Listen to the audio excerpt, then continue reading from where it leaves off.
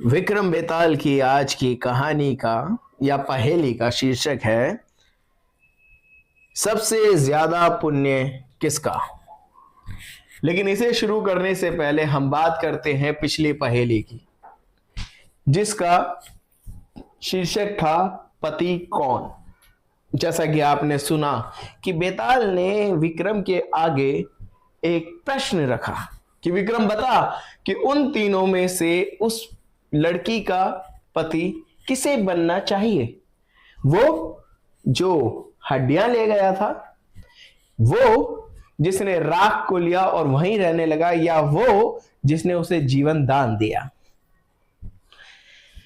विक्रम ने कहा, भाई देखो, जो उसकी हड्डियां लेकर गया वो उसके बेटे के समान हुआ। जिसने जिसने उसे जीवन दान दिया वो उसके पिता के समान हुआ। इसलिए उस लड़की का असली हकदार वही है जिसने राख ली, उसे रमा और वहीं पर रहने लगा। जवाब सुनकर बेताल पहले तो बड़ा खुश हुआ। उसने विक्रम की तारीफ की, उसकी समझदारी की तारीफ की, लेकिन उसी के साथ वो उड़ गया वापस उसी पेड़ पर और जाकर लटक गया उल्टा। विक्रम भी कहां कम था, फिर से गया, फिर से उसे कंधे पर लेकर आया और बेताल ने इस तरह से शुरू करी अपनी अगली कहानी, अगली पहेली, जिसका शीर्षक है सबसे ज्यादा पुण्य किसका। वर्धमान नगर में रूपसेन नाम का एक राजा राज करता था।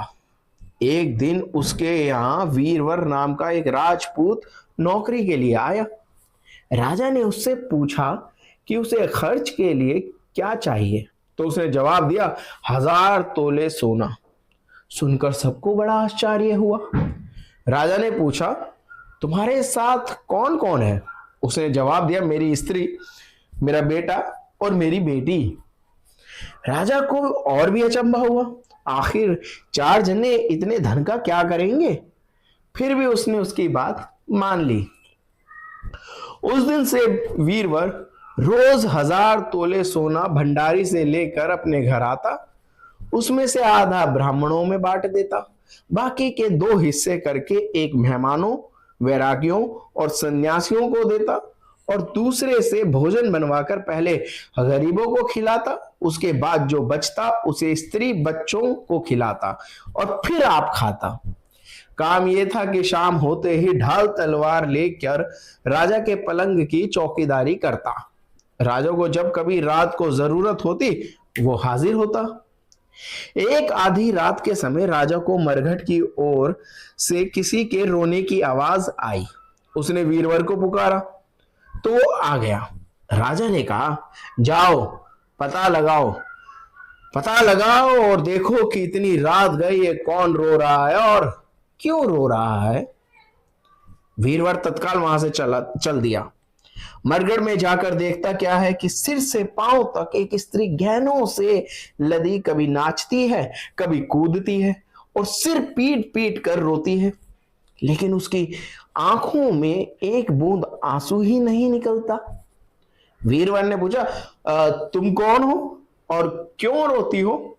उसने कहा, मैं राजलक्ष्मी हूं, रोती इसलिए हूं कि राजा विक्रम के घर में खोटे काम होते हैं, इसलिए वहां दरिद्रता का डेरा पड़ने वाला है।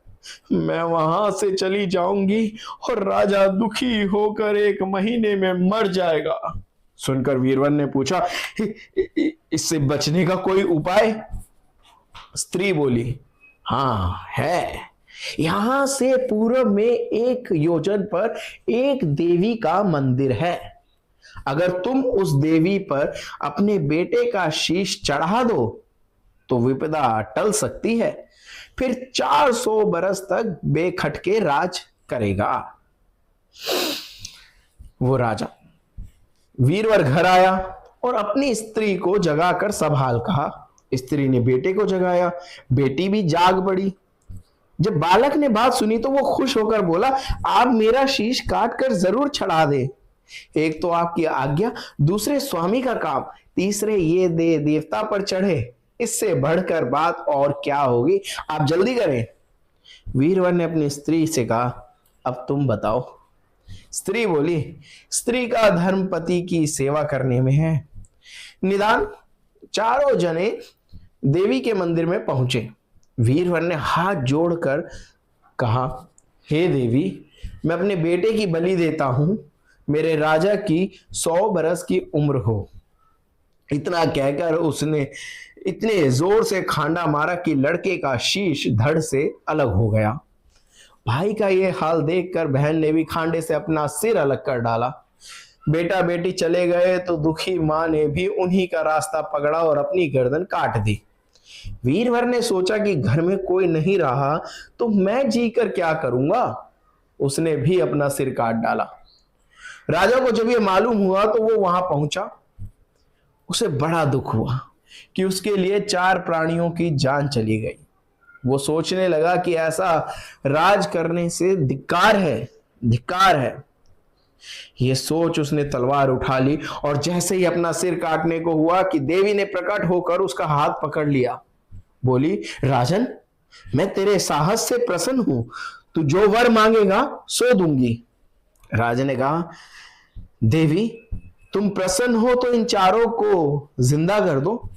देवी ने अमृत छिड़क कर उन चारों को फिर से जिंदा कर दिया। इतना कहकर बेताल ने फिर राजा से पूछा,